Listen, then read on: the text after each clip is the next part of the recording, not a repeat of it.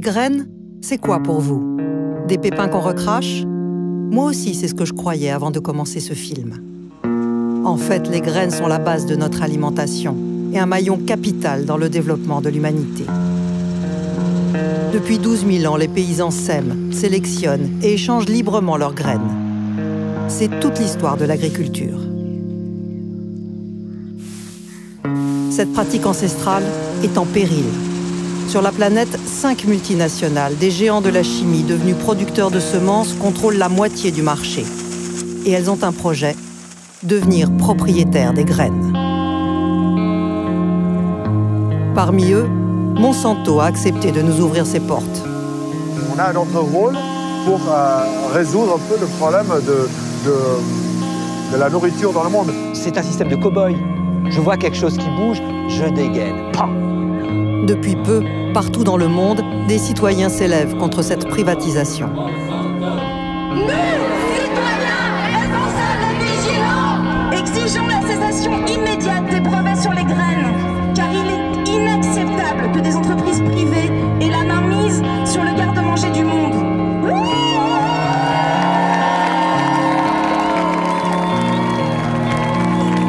À New York, Tokyo, Paris, dans près de 400 grandes villes du monde, ils sont des centaines de milliers à manifester. Une résistance s'organise.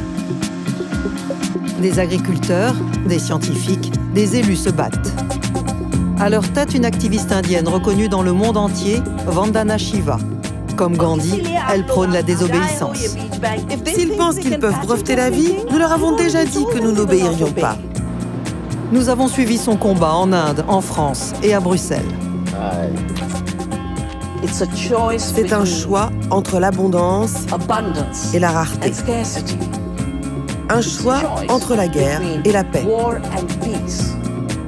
L'enjeu, notre indépendance alimentaire face au système industriel de la malbouffe. L'histoire que nous allons vous raconter, c'est celle d'une guerre inconnue, mais qui nous menace tous. La guerre des graines.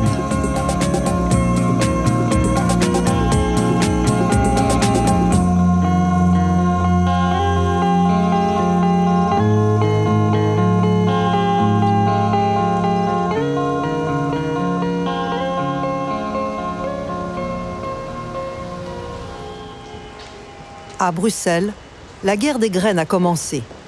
Une loi pourrait généraliser la privatisation des semences. Au Parlement européen, un député belge s'insurge.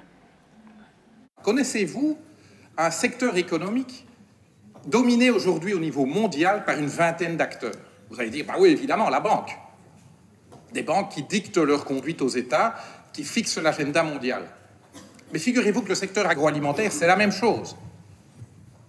Connaissez-vous un secteur qui s'est complètement standardisé, dont tous les acteurs offrent les mêmes produits?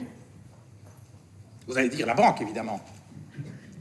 Mais est-ce vraiment différent dans l'agroalimentaire? C'est la même recette qu'on vous sert. On veut que, d'ici à Jakarta, de Tokyo à Brasilia, on mange la même chose et on peut dire en français que c'est du junk food.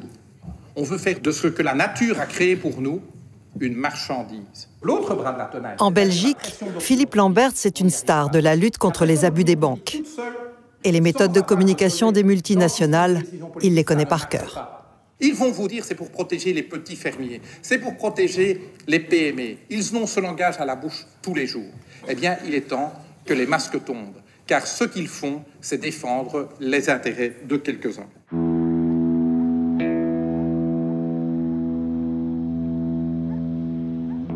Alors, à qui appartiennent les graines? Sont-elles un bien commun de l'humanité ou une marchandise comme les autres? En France, derrière l'image d'Épinal de nos champs de blé doré, tout est catalogué. Pour être mise en vente, la moindre variété de blé, de maïs, doit être inscrite dans un registre, le catalogue officiel des variétés. On y inscrit leur nom, leurs propriétés et surtout leurs propriétaires. Il y en a aujourd'hui plus de 6000 qui appartiennent majoritairement à 5 grandes entreprises. Mais les graines doivent d'abord passer des tests. Pour cela, il y a des spécialistes qui passent leur journée à les scruter. Nous avons trouvé l'homme qui surveille les choux et les salades pour tous les Français. un vrai casse-tête. Ça, c'est une vieille variété qui nous pose problème justement parce que on n'arrive pas à la décrire, on n'arrive pas à la caractériser parce que toutes les plantes qui la composent sont différentes, vous voyez. Il y a des plantes précoces, des plantes tardives, des plantes nettement plus claires, des plantes plus bleues. Toutes les plantes sont différentes les unes des autres. Donc ça veut dire qu'en termes de distinction, moi, je ne peux pas la distinguer, je peux pas garantir à quelqu'un que c'est bien la bonne variété. Cet ingénieur est responsable au GEVES, le groupe d'études et de contrôle des variétés de semences, l'organisme officiel qui donne le feu vert pour l'entrée des graines au catalogue. Les graines vendues sur le marché doivent être distinctes les unes des autres. Mais à l'intérieur d'une même variété, elles doivent toutes être identiques. On fait beaucoup de mesures, on fait beaucoup de notations, tout ça pour caractériser les variétés et assurer à l'utilisateur de variétés que la variété qu'il va acheter a été typée, caractérisée et correspond à un certain type de produit qu'il attend. Pour être homologués, les choux et les salades doivent être comme les soldats d'un régiment. Pas une tête ne doit dépasser. Mais pourquoi cette organisation? Pourquoi faut-il contraindre la nature dans un catalogue? Après la Seconde Guerre mondiale, la priorité du gouvernement français, c'est de récupérer son indépendance alimentaire pour plus dépendre de l'aide américaine. Et il se tourne vers la recherche publique, vers l'INRA, en disant, voilà, donnez-moi les solutions permettant d'accroître d'une manière importante ma production alimentaire. La réponse de l'INRA est de dire, il faut des variétés végétales différentes de celles qu'on connaissait jusque-là, qui permettent d'avoir de meilleurs rendements. Et pour avoir de meilleurs rendements, une des solutions, c'est d'avoir des plantes qui soient plus homogènes. La semence a cessé d'être quelque chose qui a été géré par le paysan, qui était géré au niveau des communautés villageoises. Les gens faisaient leurs semences, ils géraient ça entre eux. Et petit à petit sont arrivés des sélectionneurs, des producteurs de semences, des commerçants de semences qui se sont spécialisés là-dedans.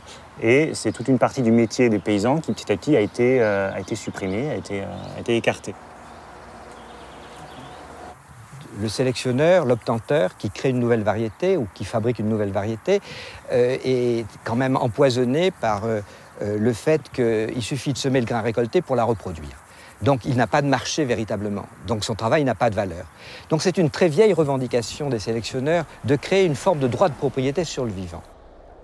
En plus d'acheter leurs graines, les agriculteurs doivent désormais payer des royalties sur les graines qu'ils ressèment. Un système qui a porté ses fruits. En 50 ans, la production agricole française a doublé. Il y a de moins en moins d'agriculteurs, mais ils sont devenus 6 fois plus productifs. Une fierté nationale.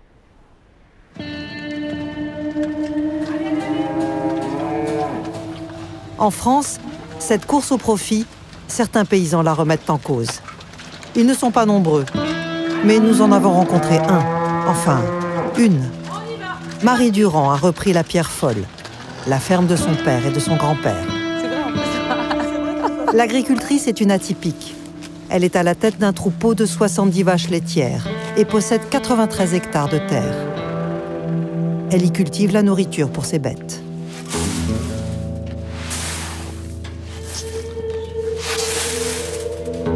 Aujourd'hui, elle fait les semis.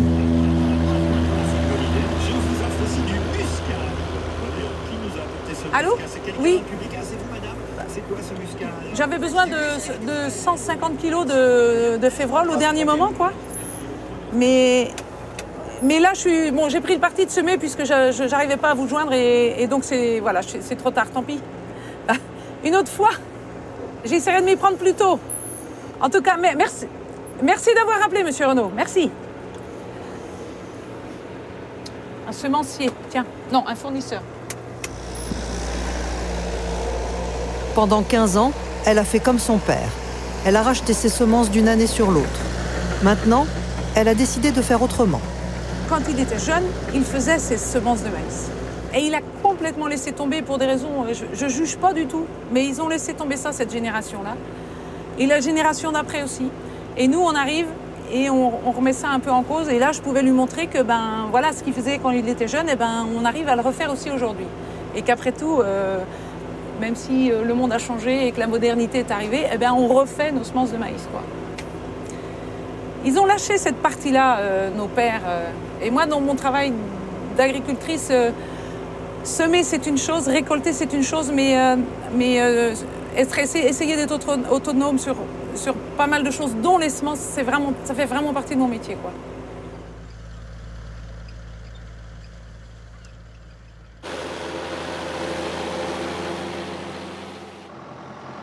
Le maïs qu'elle cultivait jusque-là pour nourrir ses vaches est ce qu'on appelle du maïs hybride. Une sorte de super maïs inventé dans les années 50 pour augmenter les rendements. Ils sont tous de la même hauteur, ou pratiquement. Quand on le voit de la route, on voit bien que c'est vraiment au carré. Ce pied-là est identique à ce pied-là, est identique à ce pied-là. Ce sont des clones. Hein. Et ils sont hyper productifs, quoi. Hein. Quand on voit des belles bosses comme ça, bien remplies, du début jusqu'à la fin, c'est sûr que là, ça va donner des très bons rendements, quoi. C'est évident. C'est un maïs superbe, je peux pas dire autrement. Hein. Mais moi, il me fait pas... Ouais. Il me fait pas, comme on dit, il me fait pas rigoler, quoi, parce qu'ils sont tous pareils. Il n'y a pas de biodiversité du tout ici. C'est de la productivité pour de la productivité, quoi. Je suis pas sûre qu'il y ait des lapins là-dedans. Hein. Pas sûr.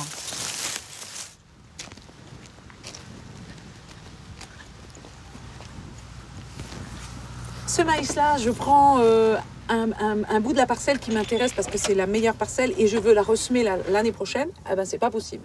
Avec celui-là, c'est pas possible. C'est du maïs hybride qui ne se ressème pas d'une année sur l'autre. Les semenciers ont fait en sorte que... C'est le but même de l'hybridation, c'est qu'on ne peut pas le ressemer l'année d'après. Je ne suis pas d'accord avec cette idée-là. On doit pouvoir ressemer nos propres semences l'année d'après.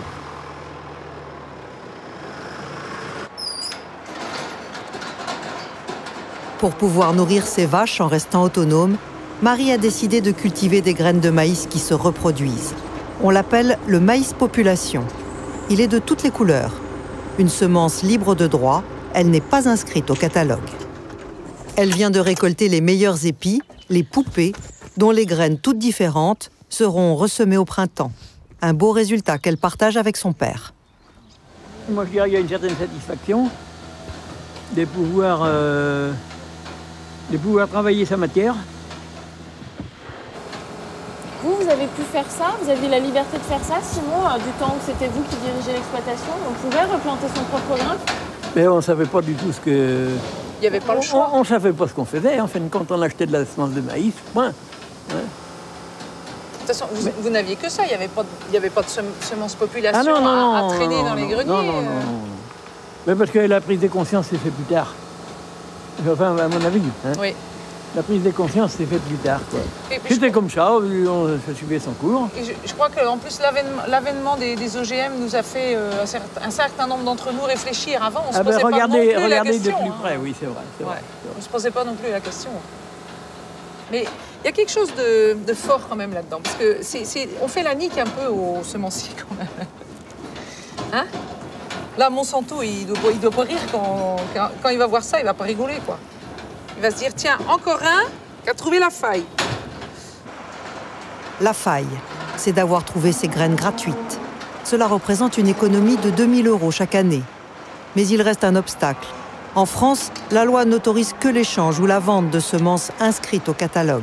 L'agricultrice a trouvé une astuce pour contourner la loi. Personne n'avait le droit de nous donner 5 kilos de maïs pour commencer, sauf à être expérimentation. Donc c'était la manière de passer la première année. Et à partir de la première année, le maïs, il est à nous après. Maintenant, il est à nous, celui-là. Alors par contre, je n'ai pas le droit de le donner ou d'en prêter ou d'en vendre à qui que ce soit. Alors, bon, moi, là, je respecte la loi, j'en ai pas donné, mais je ne dis pas qu'un jour, je n'en donnerai pas à mon voisin quand même. Faut pas exagérer, quoi. Et puis qu'on vienne me contrôler, Il peut tomber deux ou trois poupées en route, hein. Oui. Le voisin, il les ramasse et puis voilà. Et voilà. Ouais.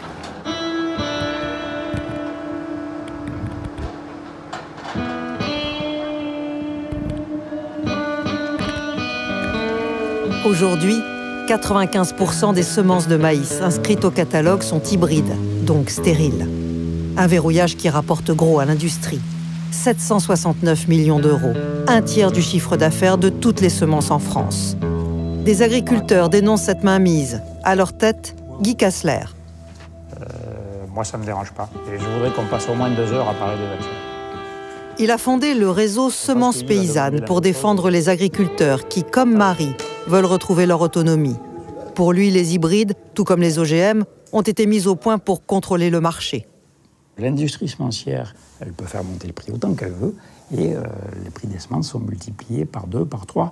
On a vu la même chose aux États-Unis dans les 15 dernières années avec les OGM, où le prix de la semence, de la même manière, à partir du moment où il y a un brevet qui interdit à l'agriculteur de ressemer une partie de sa récolte, ben, le prix des semences a été multiplié en moyenne par 3 aux États-Unis, en moins de 15 ans.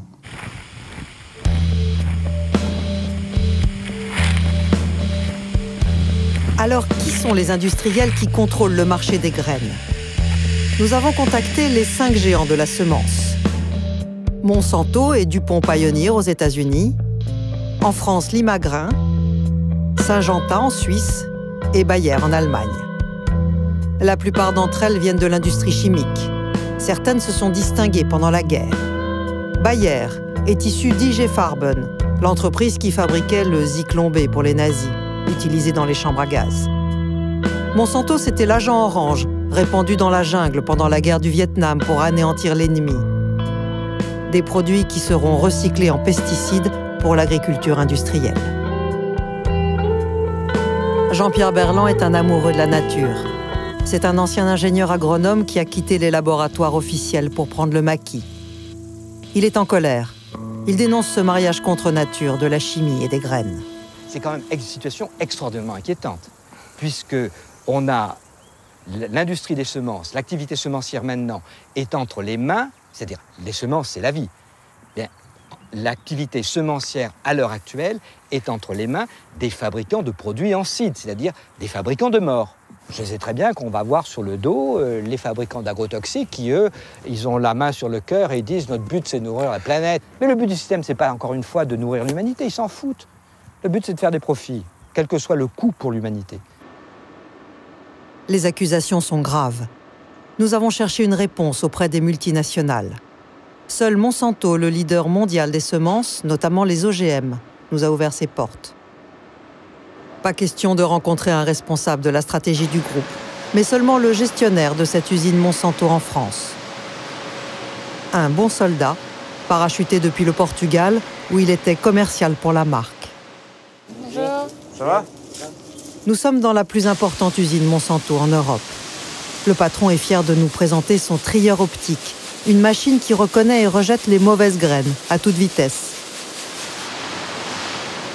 Il apprécie moins quand nous filmons les grains de maïs qui sortent tout rouges de la machine, enduits de fongicides. Tous sont hybrides. On a rencontré des agriculteurs en France qui se plaignent du fait que les graines hybrides, les semences hybrides ne repoussent pas l'année d'après. Oui, les agriculteurs ont le choix s'ils veulent faire les semences fermières ou faire des semences hybrides. Apparemment, en France, il n'existe presque plus de maïs qui ne soit pas hybride. Donc c'est très difficile de faire des semences de ferme. Oui, mais c'est les agriculteurs qui ont pris le choix. C'est cette personne qui les avait imposé de faire des semences hybrides. C'est parce que vraiment, c'est une différence de rendement tellement importante. Il y a une pression énorme sur le prix du maïs. Et donc le maïs, les agriculteurs doivent produire du maïs avec le prix le plus faible possible. Bon, Thiago Costa nous sert le discours officiel. Avec lui, nous n'en saurons pas plus. Si la multinationale américaine nous a ouvert ses portes, c'est pour faire passer un message surprenant. Aujourd'hui, le grand changement du groupe Monsanto, c'est qu'on a complètement changé notre stratégie parce qu'on a pris la décision que c'est pas la priorité, c'est pas les OGM en Europe parce que l'Europe ne veut pas les OGM. Et on est devenu une société professionnelle sémencière. Le directeur de l'usine vient carrément de nous annoncer que Monsanto abandonne les OGM, en tout cas pour l'Europe. C'est le message que l'entreprise veut faire passer. Le monde, selon Monsanto, ne serait pas si effrayant qu'on le croit. Mais que signifie vraiment ce revirement?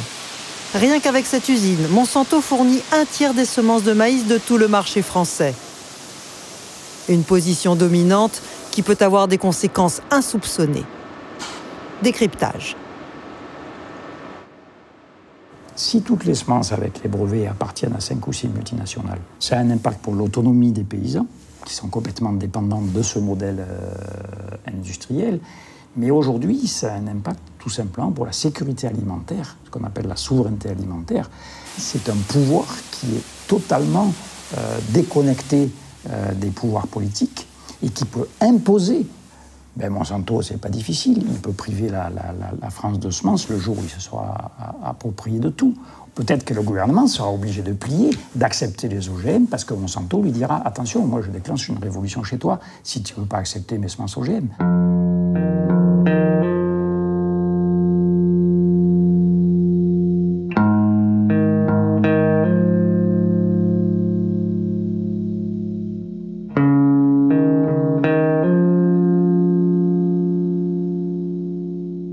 Dans cette guerre pour le contrôle des graines, un pays a été le laboratoire de l'industrie. C'est l'Inde. Un test à l'échelle d'un continent et une tragédie. 200 000 paysans ruinés se sont suicidés en 10 ans. Il faut remonter aux années 90 pour comprendre. L'Inde signe un plan d'ajustement structurel avec le FMI. En contrepartie, le pays ouvre ses frontières au commerce international. Monsanto s'y engouffre et expérimente sa dernière trouvaille, le coton OGM appelé coton BT. Aux paysans indiens, elle promet des rendements records. Les fermiers s'endettent pour acheter ces graines miraculeuses. Mais le coton transgénique ne tient pas ses promesses et les suicides se multiplient.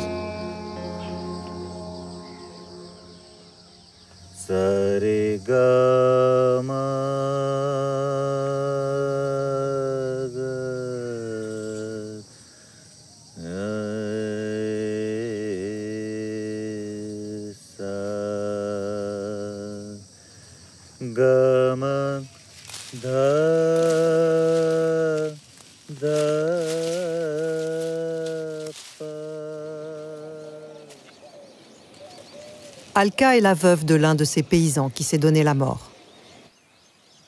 Dans ce champ, son mari avait tout misé sur le coton vendu par Monsanto.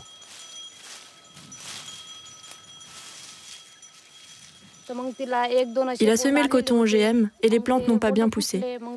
Il n'y avait que 1 ou 2 capsules par plante. Et lorsqu'elles se sont ouvertes, je n'ai pas pu extraire beaucoup de coton. On aurait dû récolter entre 4 et 500 kilos de coton. C'est ce que j'espérais en tout cas, mais ça ne s'est pas passé comme prévu.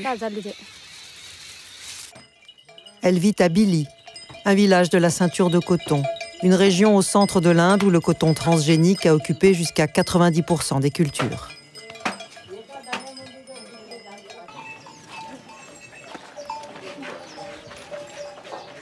Pour acheter les graines, son mari avait fait un emprunt, l'équivalent de 350 €, une fortune en Inde.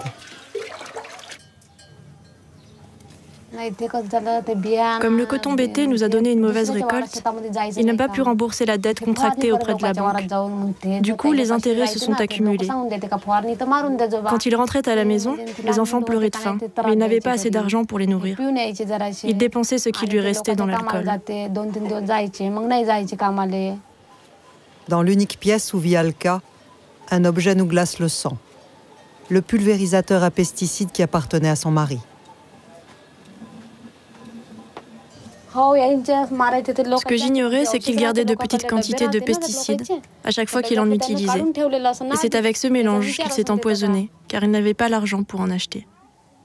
Ce matin-là, il est parti travailler au champ, comme d'habitude.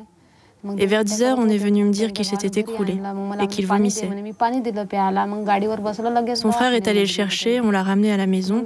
Il continuait de vomir. Le centre médical le plus proche a refusé de l'hospitaliser. Alors on a dû l'emmener dans un autre hôpital et il est mort en chemin.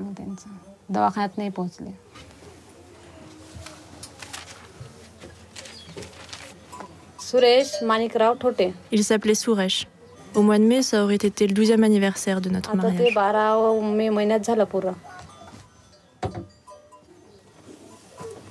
Suresh, comme des centaines de milliers de paysans en Inde, a mis fin à ses jours pour le prix de 2 sacs de maïs en France. Ici, le suicide est une honte, un déshonneur que Alka porte tous les jours. Pour élever seule ses 2 petites filles, elle a parfois dû mendier.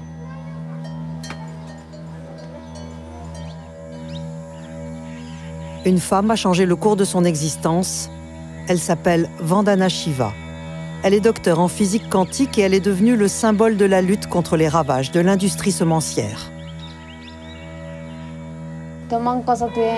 Avant de rencontrer Vandana, j'allais voir les voisins pour leur demander de l'aide. Je devais les supplier de me donner quelques graines.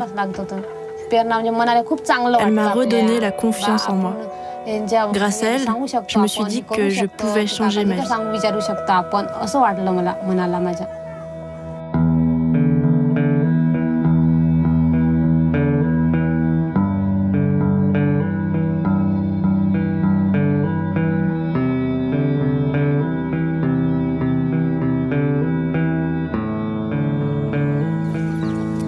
Nous rencontrons Vandana Shiva à Navdanya, au nord de l'Inde, au pied de l'Himalaya, dans la ferme qu'elle a créée il y a 25 ans pour défendre les graines et les paysans.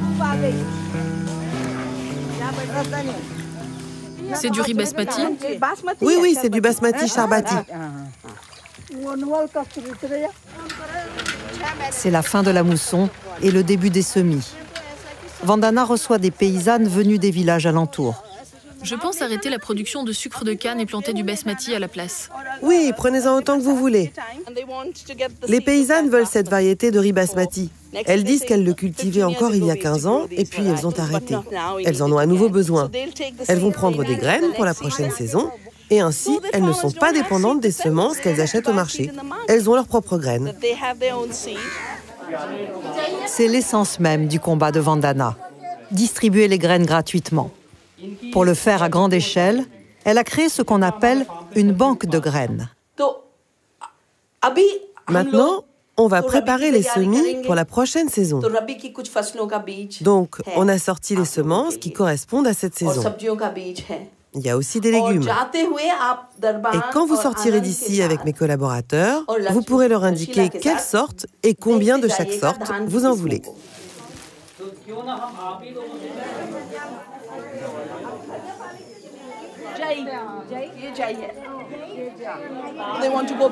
Elles veulent revenir aux variétés anciennes, parce que les seules graines que distribue le gouvernement sont celles de l'industrie, des graines qui ne se ressèment pas.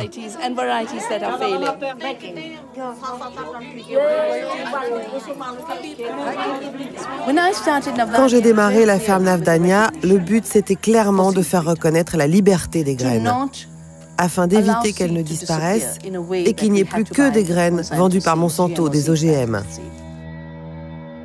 Dans sa banque de graines, 630 variétés de riz, 190 de blé.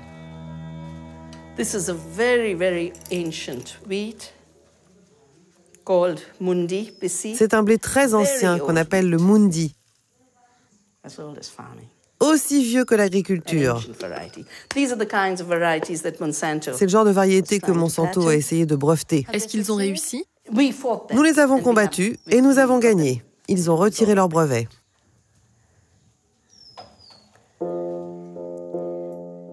Qui est Vandana pour avoir osé affronter le géant mondial? D'où lui vient cet engagement?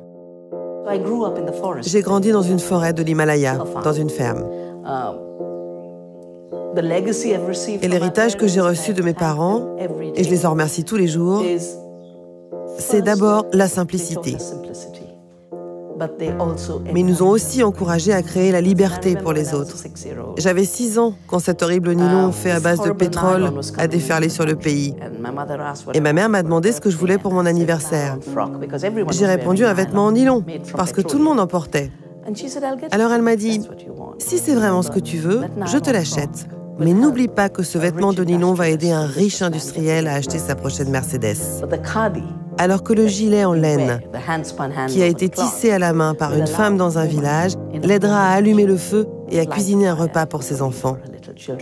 C'est toi qui choisis. C'est pourquoi à partir de ce jour, je n'ai plus porté que des vêtements tissés à la main.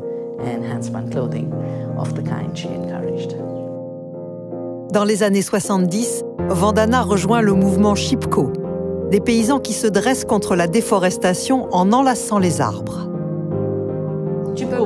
Chipko a été mon premier acte d'activisme environnemental. Oh oui. Et les femmes du mouvement m'ont beaucoup appris sur la biodiversité. Car les études que j'ai faites ne parlaient que de théorie quantique. Je n'ai pas eu une seule leçon de biologie.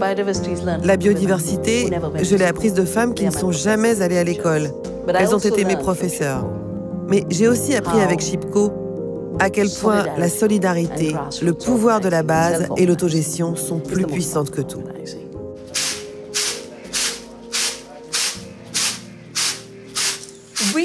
Nous nous battons contre un esclavage fondamental, l'esclavage des graines, des fermiers, de la société et des gouvernements qui sont déjà les esclaves de ces corporations.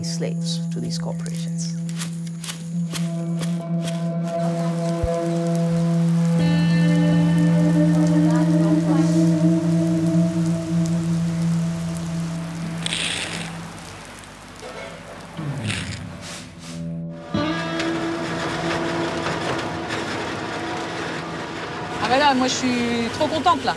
Je suis trop contente. Parce qu'il n'y a rien de pire que de faire des essais et se planter. Parce que le regard au-dessus de la haie des voisins, là, ça, c'est parfois un peu difficile à porter. Mais là, faire un essai qui marche, en plus, qui est vraiment honorable, ben ouais, c'est tout bénef, quoi. C'est vraiment sympa, quoi. Première récolte du maïs libre de Marie. Les voisins agriculteurs sont venus donner un coup de main, mais ils sont aussi curieux de savoir ce que va donner l'expérience. Les têtes de maïs ont été broyées avec la tige et les feuilles. Ce mélange servira à nourrir les vaches l'hiver prochain. Ah, c'est fini, c'est fini, c'est fini. D'accord, très bien. OK. Marie peut enfin faire une estimation. Super. La récolte est-elle à la hauteur de ses espoirs? 13 tonnes de matière sèche. Il faut toujours se contenter de ce que la nature nous donne. C'est honorable, 13 tonnes. On va en avoir assez pour donner à manger à nos bêtes, c'est ça l'important.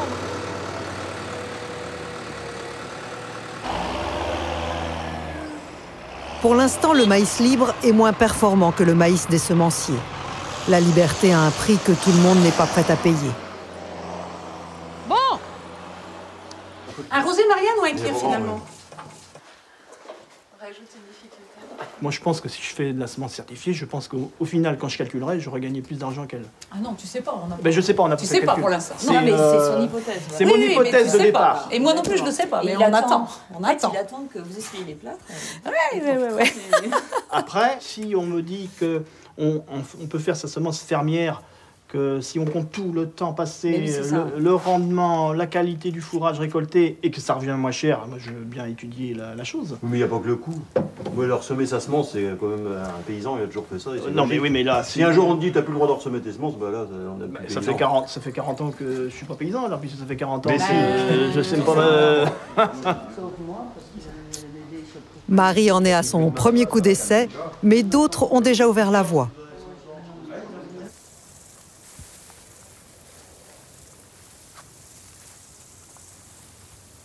Christian Dalmasso a fait ce pari il y a 10 ans. Vivre de ses récoltes sans dépendre des graines de l'industrie. Son secret, mélanger les variétés de blé, des graines toutes libres de droit. Dans son champ, il y a près de 100 variétés différentes. Chacune a ses qualités et ses défauts. Alors là, on a par exemple ce petit blé blanc barbu, qui est ce qu'on appelle le barbeau du forêt. C'est un blé de pays. Donc voilà, qui se plaît bien dans mon mélange. On a ce blé rouge qui est le motin rouge, donc qui était le blé qui était autrefois cultivé dans la région. Alors, pour moi, leur principal intérêt, ce ne sont pas des clones, des individus tous identiques. Et le fait d'avoir cette diversité, ça crée une population avec une grande diversité de sensibilité à des maladies et donc à une résistance.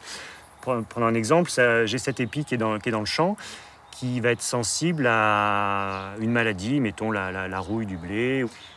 Seulement à côté, il y a cet épi qui, lui, est résistant. Il a un gène de résistante à ce type de rouille. Donc la rouille, elle va, avant de trouver un autre épi comme lui qui est sensible, mettons celui-là, ben lui, il est à 1 mètre plus loin. Donc on comprend bien que quand il y a une attaque de maladie, ben elle se propage très lentement. Le résultat de ça, c'est qu'on a des champs qui sont jamais très très malades.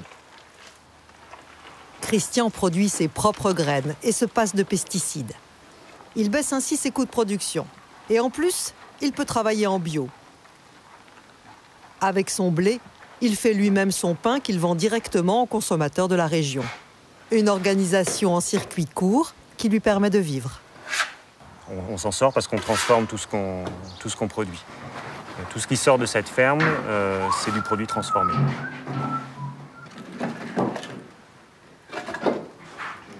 Produire beaucoup, c'est secondaire. Hein.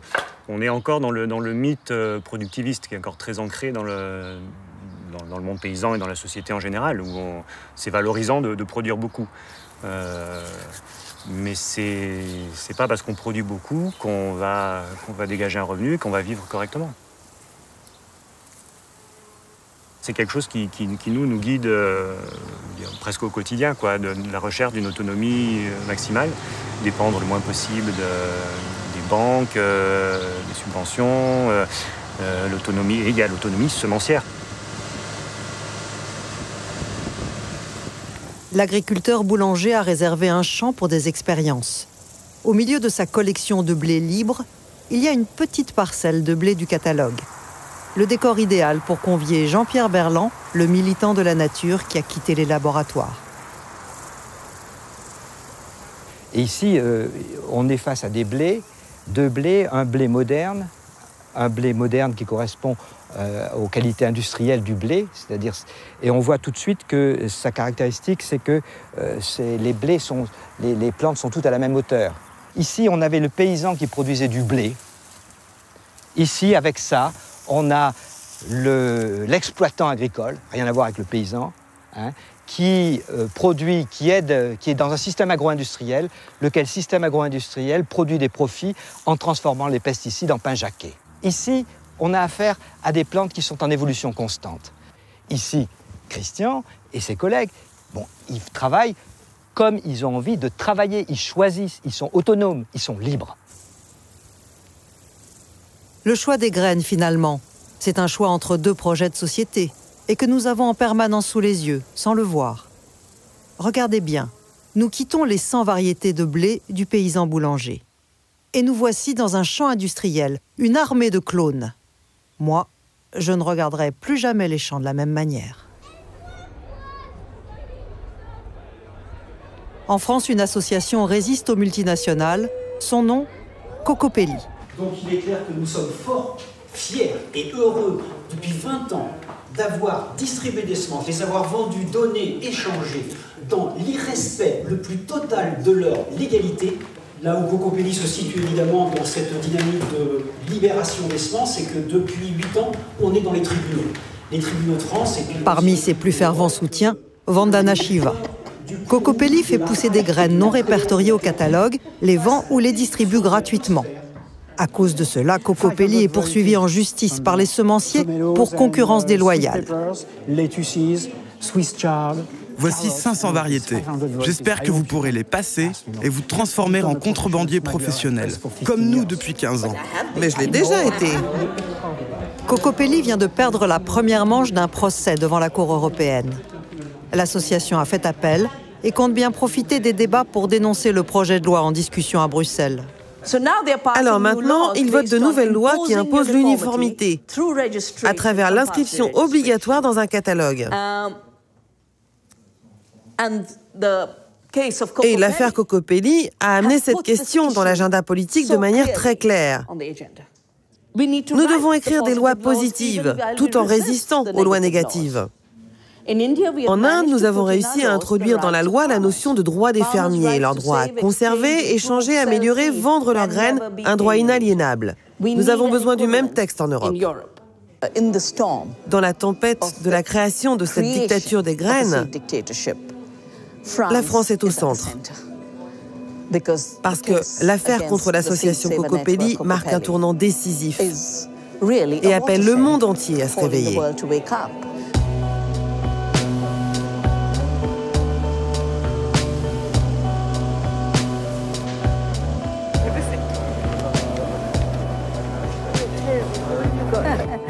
À Bruxelles, où se joue une bataille décisive de la guerre des graines, Vandana a été appelée en renfort par les députés verts. Elle est mon héros. Nous, les Verts, nous nous sentons souvent seuls dans les combats que nous livrons. Alors le soutien d'une scientifique, d'une activiste connue mondialement, c'est d'une très haute importance.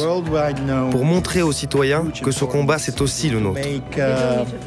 C'est une bataille que nous livrons ensemble pour une meilleure agriculture dans le monde.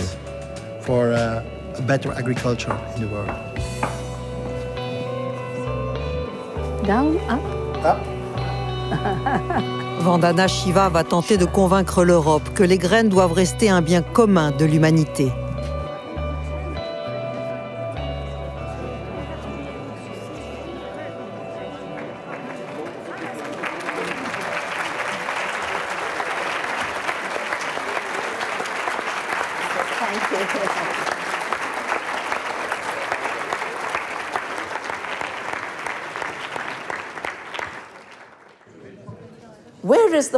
D'où vient la nourriture? Qui nourrit le monde? 72% de notre alimentation est produite par des petites fermes. Ce sont les chiffres de la FAO. Cette loi sur les graines voudrait détruire 72% de l'alimentation et affamer les peuples. Si le monde était redessiné par une loi de cet acabit, il n'y aurait plus de nourriture. La loi européenne s'inspire du modèle français.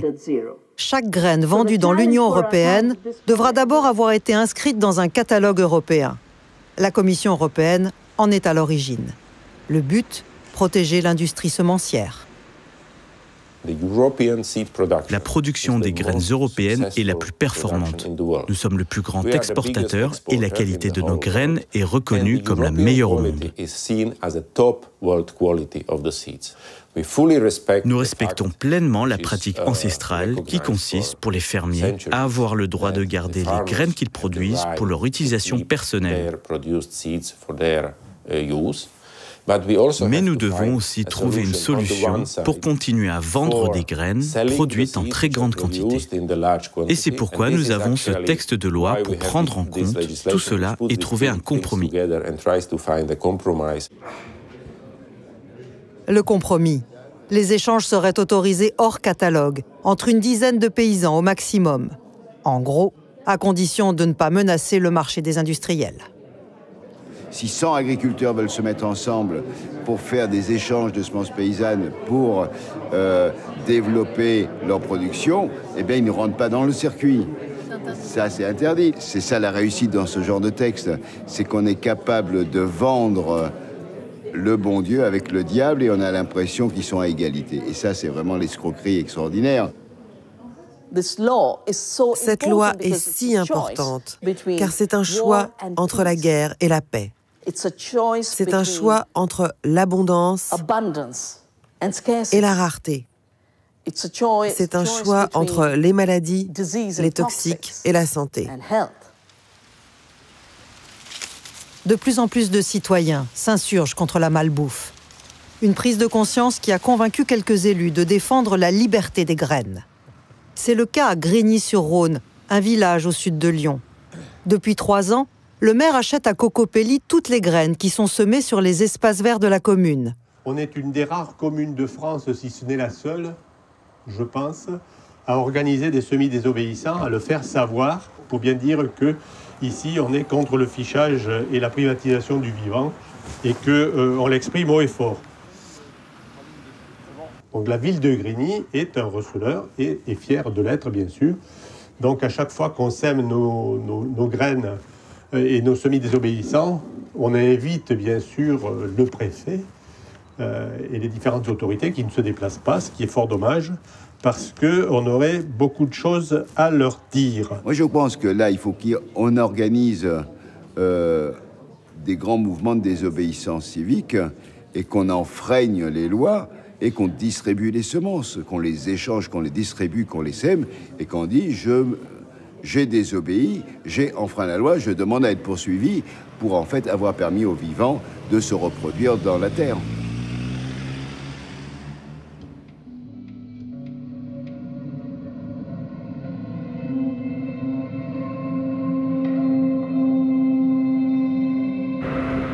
La fin de notre voyage nous emmène dans le Grand Nord. En 100 ans, sous les effets de l'industrialisation de l'agriculture, 75% des graines cultivées ont disparu de la surface de la planète.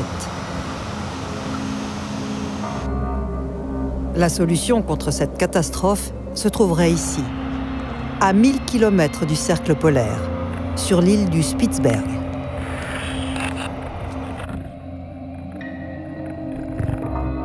Des graines arrivent du monde entier. Bienvenue au Svalbard Seed Vault, une chambre forte futuriste encastrée dans la montagne gelée. Les hommes l'ont construite pour y sauvegarder l'ensemble des graines cultivées sur la planète. 4 fois par an, la porte s'ouvre. Roland von Bottmer en est le gardien. Nous sommes devant le Svalbard Seed Vault, construit pour stocker les graines de toute la planète. C'est une copie de sauvegarde des graines de plantes nourricières. Pourquoi cette copie? C'est au cas où il arrive quelque chose dans les banques d'où viennent les graines. Beaucoup de choses peuvent se passer. Des guerres, des inondations, des révolutions. En fait, on perd des graines tout le temps. Les graines viennent rejoindre une collection unique au monde, 800 000 échantillons différents, venus des 5 continents. Des graines sélectionnées par les paysans, mais qui pourraient bientôt leur être interdites avec les nouvelles lois. Nous voici au cœur de la chambre forte. Ici, les graines sont stockées à moins 18 degrés, pour l'éternité. Elles viennent d'Inde, de Colombie, de Thaïlande et même de Corée du Nord. Dernier arrivage des semences de la Syrie en guerre. Ils ont les mêmes graines dans les pays alentours. Mais si jamais c'est perdu, on pourra leur envoyer cette boîte sur demande. Une arche de Noé végétale financée par 19 pays. Mais en y regardant de plus près, parmi les donateurs, nous trouvons les multinationales semencières que nous connaissons déjà. DuPont Pioneer et Syngenta. Il y a aussi la fondation Bill et Melinda Gates. Et enfin la fondation Rockefeller. La fondation Rockefeller est celle qui a promu la révolution verte en Afrique et qui a détruit la biodiversité de ce continent. Bill Gates a financé cette révolution verte et a également détruit la biodiversité et l'autonomie des paysans d'Afrique.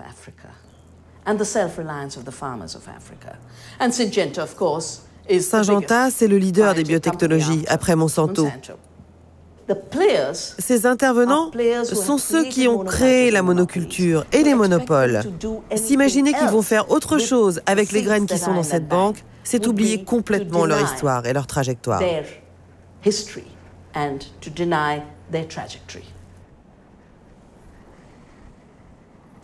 Alors essayons d'imaginer. Que se passera-t-il si une catastrophe écologique arrive dans 200 ans? Dans 200 ans, est-ce qu'on pourra ressemer ces graines? Oui, enfin personne ne le sait, car nous ne savons pas combien de temps les graines peuvent vivre. Mais d'après nos calculs, dans ces conditions, elles pourraient se conserver entre 400 et 500 ans.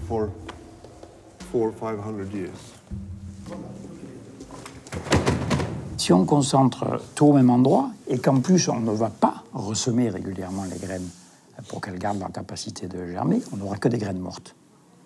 Ces graines mortes, elles servent à quoi? Uniquement aux multinationales qui peuvent faire leur séquence génétique. Mais un paysan, lui, il a besoin d'une graine qui pousse. Et les graines de Svalbard ne pousseront plus. Et là, c'est très clairement dit, on ne va pas ressemer. Donc le seul intérêt, c'est les multinationales pour les séquences génétiques. Et les multinationales déposent des brevets sur les séquences génétiques qui existent déjà dans les graines et donc sont en train de s'emparer de toutes ces graines. Et c'est à ça que ça sert, Svalbard. Le Svalbard Seed Vault. Cette belle idée pour sauver la richesse des graines, ne serait-il qu'un coffre-fort au service des géants de l'industrie?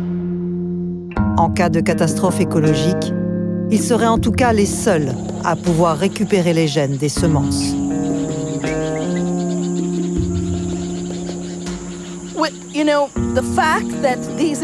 Ces industries, quand elles ont commencé à revendiquer un droit sur les graines, elles se sont proclamées industries des sciences de la vie. Moi, je dis qu'elles sont des industries de la science de la mort. Nous n'avons pas besoin de fertilisants chimiques. Nous n'avons pas besoin de pesticides. En fait, en donnant au sol assez de nourriture, en maintenant la biodiversité, nous évitons les engrais et le sol est plus fertile que dans toutes les fermes chimiques. Plus important encore, ces champs recèlent une telle diversité vivante, des araignées et leurs toiles, et elles font le travail pour nous. Elles contrôlent les maladies. Nous n'avons pas besoin de déverser du poison ni de tuer les abeilles.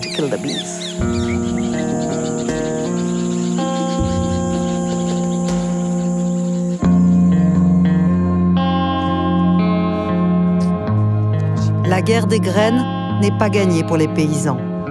Plus grave, elle pourrait déboucher sur une guerre entre les multinationales et les États. La bonne nouvelle, c'est que les agriculteurs sont plus d'1 milliard sur la planète. Autant d'individus qui peuvent se mobiliser pour protéger les graines et notre indépendance alimentaire.